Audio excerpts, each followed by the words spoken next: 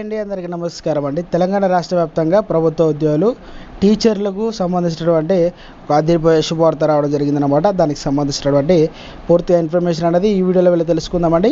Video చూసిన ప్రతి ఒక్కరు కూడా వీడియోని లైక్ చేయండి, ఛానల్ని సబ్స్క్రైబ్ చేయండి, సపోర్ట్ చేయండి. తోటి మిత్రులందరికీ, బంధుమిత్రులందరికీ కూడా వీడియోని షేర్ చేయండి.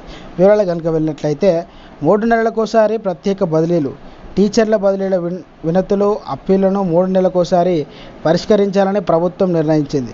ఇందుకు సీఎం రేవంత్ రెడ్డి ఇటీవల గ్రీన్ సిగ్నల్ ఇచ్చారు. దివ్యాంగుల, వితంతువుల, క్యాన్సర్ వంటి దీర్ఘకాలిక వ్యాధులతో బాధపడుతున్న వారికి బదిలీల్లో అవకాశం కల్పిస్తారు.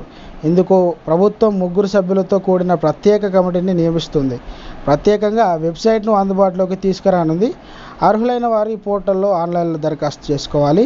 3 నెలలకోసారి సమావేశం అయ్యే కమిటీ ఈ దరఖాస్తులను పరిశీలించి ఆమోదించడం లేదా తిరస్కరించడం అనేది చేస్తుందన్నమాట. ఇది ఒకసారి గమనించగలరండి. ప్రభుత్వ ఉద్యోగులందరూ కూడా